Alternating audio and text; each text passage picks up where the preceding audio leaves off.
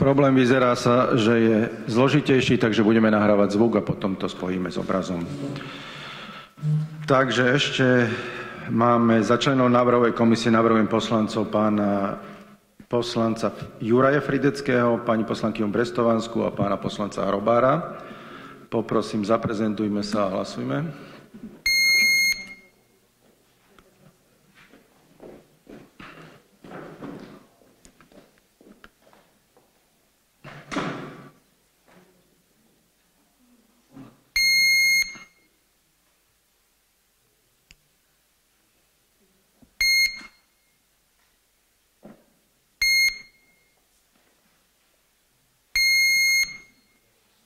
Ďakujem pekne, za 12, traja sa zdržali, takže návrhovú komisiu máme schválenú. Písaním zapisnice z dnešného rokovania poverujem pani Svrčkovú.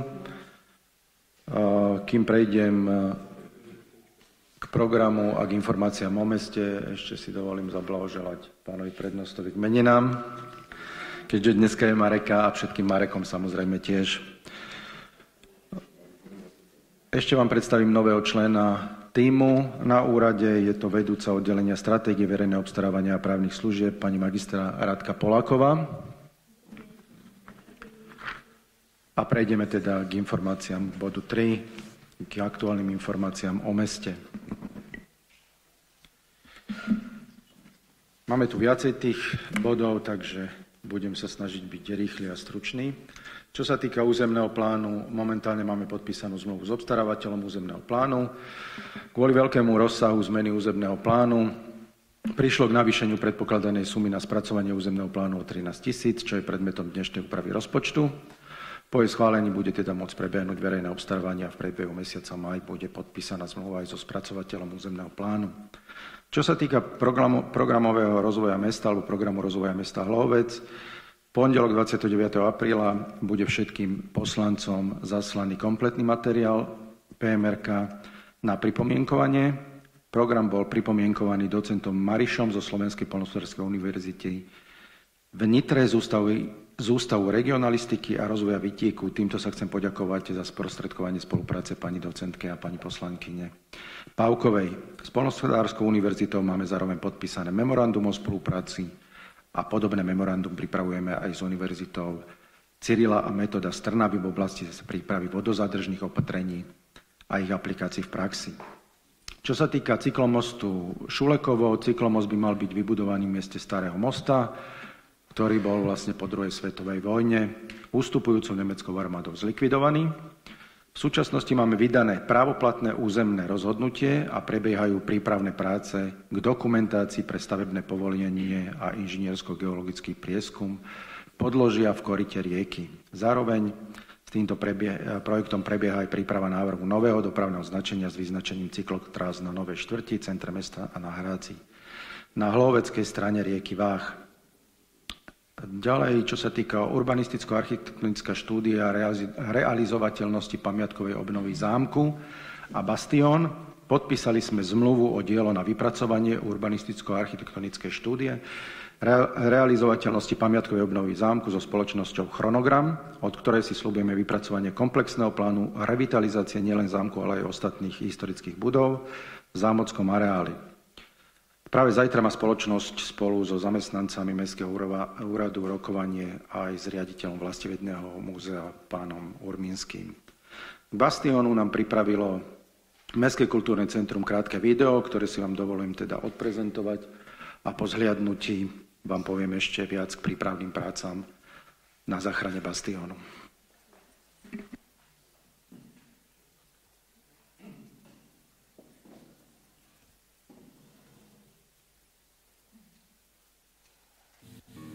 Hlohovský zámok je najvýznamnejšou stavebno-historickou pamiatkou mesta. Jeho počiatky siahajú do obdobia 11. storočia. Nevšedný príbeh je spätý s významnými šľachtickými rodmi.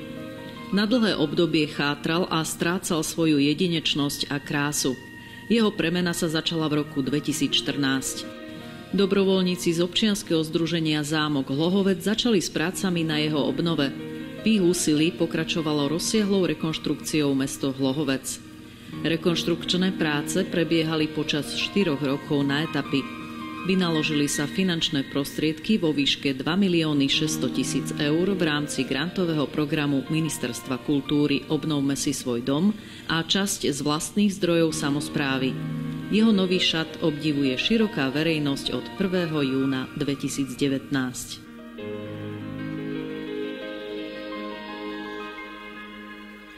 Dôvodom tejto krátkej prezentácie je bastión, vysunutá časť bašty, ktorá slúži ako statická opora zámku. V súčasnosti je v absolútne havarijnom stave. Hrozí nebezpečenstvo zosuvu a ohrozenie bezpečnosti. Je nevyhnutné a potrebné stavebno-technické riešenie a začatie prác. Rozsah poškodenia devastačne vplýva na priestor celého objektu zámku. Zaslúži si našu pozornosť, aby nebolo zmarené úsilie všetkých, ktorí prispeli k jeho znovuzrodeniu. Základné informácie o bastióne. Má v pôdoryse tvar nepravidelného mierne vyoseného kruhu. Obvodové múry sú z vápencov. Hrúbka múrov je 210 až 230 cm. Spodná časť je datovaná z 12. storočia, má románske jadro. Prestavba múriva a spevnenie prebehla v 14. až 15. storočí. Dnešný vzhľad nadobudol bastión v druhej polovici 16. storočia, renesančná úprava a ochrana proti Turkom. V 18. storočí bol silne poškodený počas rákociovských stavovských povstaní. V 19. až 20. storočí slúžil ako ľadovňa a úschovňa potravín. V roku 1994 bolo úmyslom objekt zastabilizovať. Vyviezlo sa veľké množstvo sutiny a tehál. Vo výsledku však vznikli ďalšie trhliny. Ďakujem pekne Mestskému kultúrnemu centru aj pani riaditeľke zámku. Ďalšie informácie sú, že v okolí bastiónu vlastne prebehol inžiniersko-geologický prieskum, ktorý preskúmal podložie do hĺbky 20 metrov. Máme spracované 3D zameranie celého bastiónu, jeho exteriéru a interiéru a prebehlo rokovanie so zástupcom Krajského pamiatkového úradu. V súčasnosti sa finalizuje projekt statického zabezpečenia, ktorý navrhne ďalší postup záchranných prác na bastióne. Dokončený bude do 17. mája. Následne jeho definitívnu podobu zašleme Krajskému pamiatkovému úradu so žiadosťou o vydanie stanoviska a prebehnú finálne rokovania s pamiatkármi. Čo sa týka Domu kultúry, momentálne prebieha verejné obstarávanie na výber projektanta na spracovanie projektovej dokumentácie pre stavebné povolenie. Rekonštrukcia a prestrešenie zimného štadióna s multifunkciou, vypracovanie projektovej dokumentácie na prestrešenie umelej ľadovej plochy vstupuje do finálnej fázy a definitívny projekt by mal byť, alebo by sme mali mať spracovaný v júni. V najbližších dňoch očakávame vydanie územného rozhodnutia. Archeologický výskum na meste svätého Michala začiatkom mája, ako viete, sa začnú práce na archeologickom výskume na meste svätého Michala. Dĺžku prác je samozrejme podľa tej šírky náročné odhadnúť, pretože bude závislá hlavne od počtu a rozsiahlosti nálezov. Po skončení archeologického výskumu v spolupráci s riaditeľom Vlastovedného múzea Jozefom Ruminským pripravíme tlačovú formu odprezentovania nálezov na námestí. Základná škola Veľká Šuleka, ako viete, tam sme dokončili a realizovali nadstavbu, fotovoltaiku ideme robiť a zrekonštruovali sme telocvičnú. 30. apríla bude doslavnostne odovzdaná do užívania nadstavba základnej školy, ktorou príde k rozšíreniu tejto školy o 4 triedy. Priestory sú veľmi pekné a deti a učitelia sa majú na čo tešiť. V súlade s našim zámerom znižovať energetickú náročnosť našich objektov prebieha v súčasnosti inštalácia fotovoltických panelov na streche tejto základnej školy. Tým príde k úspore finančných prostriedkov, ktoré môžu byť použité na ďalšie skvalitnenie vyučovacieho procesu. K skvalitneniu vyučovacieho procesu, ako som hovoril, sme prispeli aj komplexnou rekonštrukciou telocvičný, na čo nám z havarijných prostriedkov poskytli financie Ministerstvo školstva, vedy a výskumu Slovenskej republiky. Z týchto prostriedkov sme v blízkej minulosti zrekonštruovali aj telocvičňu zo základnej školy na Milana Rastislava Štefánika. To máte informáciu, a aj kanalizačný systém na základnej škole s materskou školou na Koperníkovej. Na základnej škole Koperníkovej sme už odovzdali do užívania fotovoltické zariadenie, ktoré taktiež prispiejú k šetreniu finančných zdrojov. Čo sa týka zvýšenia kapacity ZŠ, ZMŠ, Arpada Felcána, a rekonštrukciu objektu M-Banku. Z úverových zdrojov momentálne financujeme práce na rekonštrukciu objektu na ulici M-Banku, ktorý bude slúžiť na rozšírenie kapacít ZŠSMŠ Arpáda Felcána. Práce prebiehajú podľa plánov, máme vyčerpaní zhruba tretina finančných prostriedkov. No a z dôvodu komplikovaného a takého zdĺhavého procesu verejného obstarávania by mal byť tento objekt pripravený na užívanie až 1. januára nasledujúceho roka.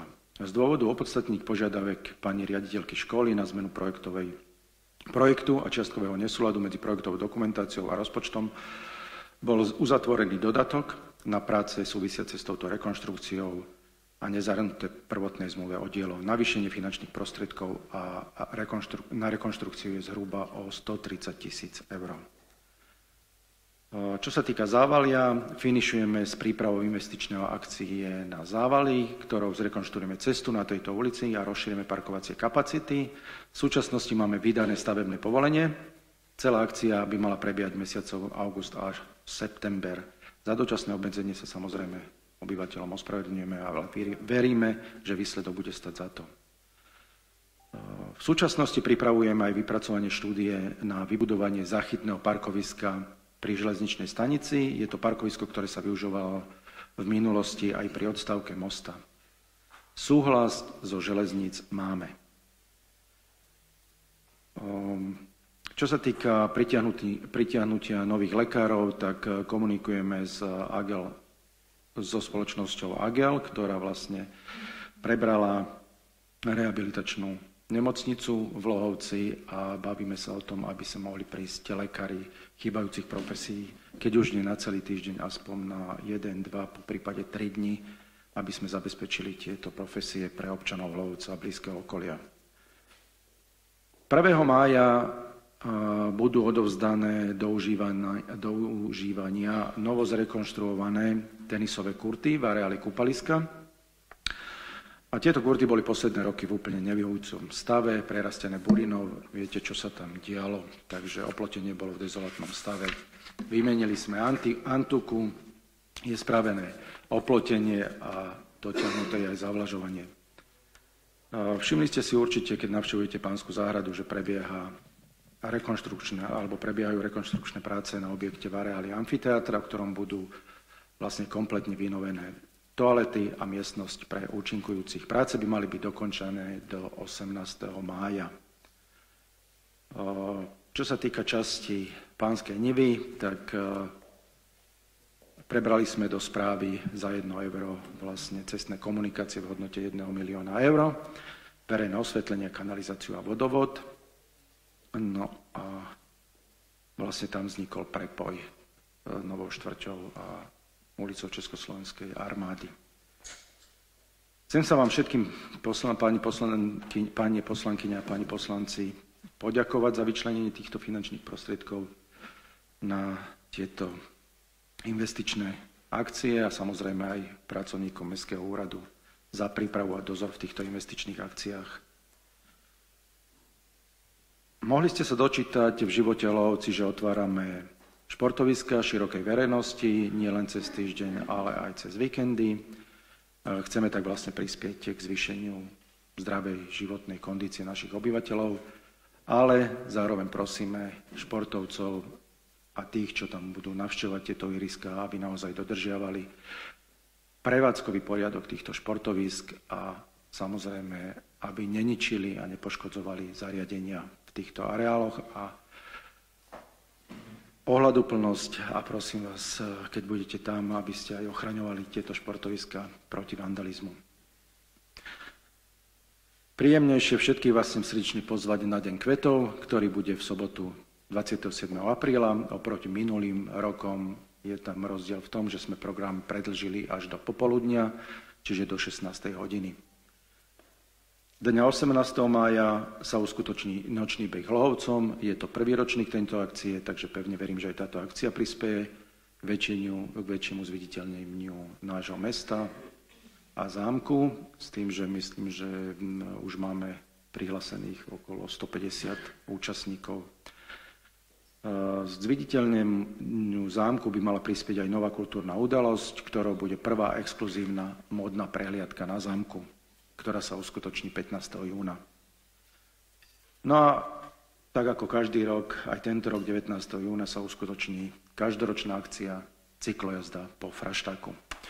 To je z mojej strany o informáciách o meste všetko. Ešte by som chcel poprosiť pána poslanca Voltmana, tak ako sme sa dohodli, aby nás informoval vlastne o akciách Trnavského samosprávneho kraja, ktoré sa budú diať v našom meste.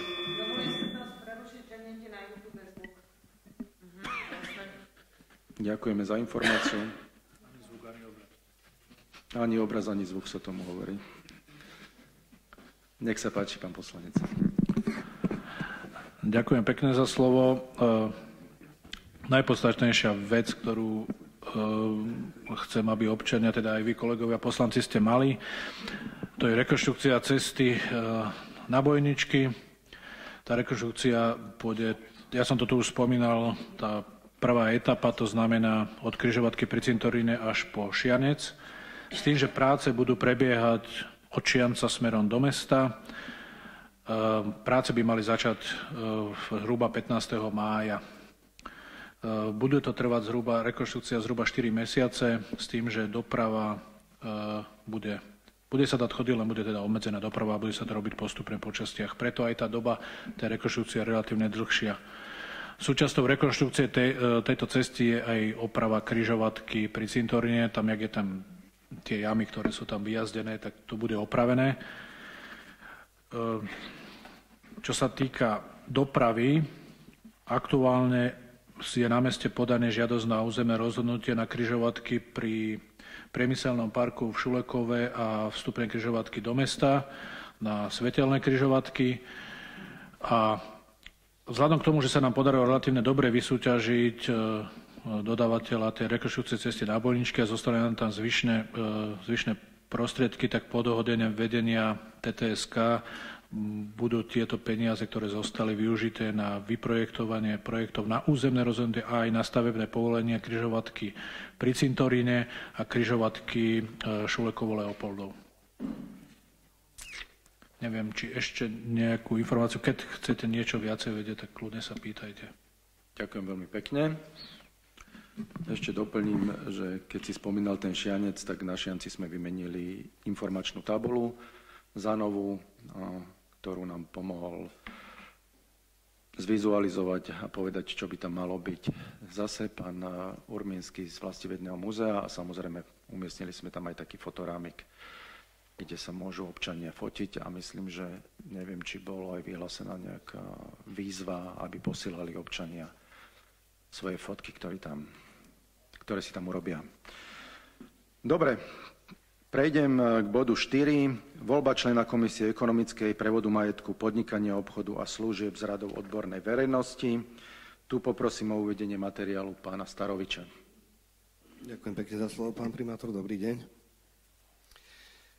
Uvedený materiál menovaný voľba člena Komisie ekonomickej, prevodov majetku, podnikania, obchodu a služieb z radov odbornej verejnosti. Návrh na uznesenie Mestské zastupiteľstvo mesta Hlohovec po prerokovaní berie na vedomie vzdanie sa doktora Tomáša Pivovarčiho členstva v Komisii ekonomickej, prevodov majetku, podnikania, obchodu a služieb. A v druhom kroku schvaľuje voľbu inžiniera Mareka Moravčíka mladšieho za člena Komisie ekonomickej, prevodov majetku, podnikania, obchodu a služieb s účinnosťou od 1.5.2024 v súlade s paragrafom 15 odsek 2 zákona číslo 369/1990 zbierky o obecnom zriadení. Dovoľte krátke zdôvodnenie. Doktor Tomáš Pivovarčík, člen Komisie ekonomickej, prevodov majetku, podnikania, obchodu a služieb Mestského zastupiteľstva mesta Hlohovec, doručil dňa 15.12.2023 inžinierovi Miroslavovi Dačkovi, predsedovi komisie, oznámenie o vzdaní sa členstva komisii. Podľa paragrafu 3 odsek 5 štatútu Komisie Mestského zastupiteľstva mesta Hlohovec členstvo v komisii zaniká dňom jeho doručenia. inžinier Miroslav Začko, predseda komisie, v zmysle paragrafu 4, odsek 5 štatútu komisii Mestského zastupiteľstva mesta Hlohovec, informoval na najbližšom zasadnutí Mestského zastupiteľstva, ktoré sa konalo 22.2.2024 o tejto skutočnosti. Vzhľadom na uvedené, pán primátor mesta Hlohovec v zmysle paragrafu 2, odsek 4 štatútu komisii Mestského zastupiteľstva mesta Hlohovec číslo 15/2022, účinného od 1.1.2023, vyhlásil dňa 22.3.2024 výzvu uchádzačov z radu odbornej verejnosti, ktorí majú ambíciu spolupodieľať sa na chode a činnosti samosprávy mesta Hlohovec, aby si podali žiadosť o členstvo do stálej komisie Mestského zastupiteľstva, ktorá bola Mestským zastupiteľstvom mesta Hlohovec uznesením číslo 242/2022 zo dňa 8.12.2022 zriadená pre funkčné obdobie 2022 až 2026. Žiadosť bolo potrebné doručiť v termíne od 22.3.2024 do 11.4.2024. V uvedenej lehote bola doručená jedna žiadosť spolu so životopisom uchádzača. Mestské zastupiteľstvo bude voliť jedného člena z radov odbornej verejnosti. Poslanci hlasujú prostredníctvom elektronického hlasovacieho zariadenia. Pri voľbe člena komisie sa postupuje podľa paragrafu 2 štatútu komisie Mestského zastupiteľstva mesta Hlohovec. Následujúcim uznesením predkladáme na schválenie voľbu inžiniera Mareka Moravčíka mladšieho, uchádzača z radu odbornej verejnosti za člena komisie ekonomickej, prevodov majetku, podnikania, obchodu a služieb s účinnosťou od 1.5.2024 v súlade s paragrafom 15 odsek 2 zákona číslo 369/1990 zbierky o obecnom zriadení. Ďakujem. Ďakujem pekne. Poprosím pána Moravčíka o predstavenie sa, ak teda má záujem.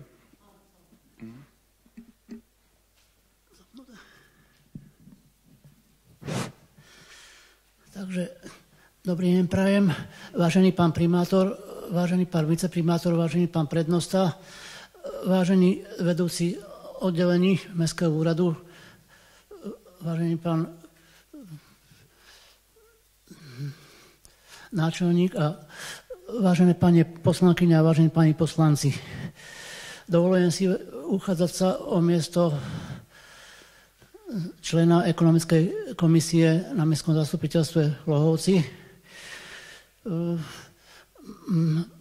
Bývam v Horných Otrokovciach, mám 51 rokov. Absolvoval som strednú ekonomickú školu v Seredi, odbor Všeobecná ekonomika, účtovníctvo a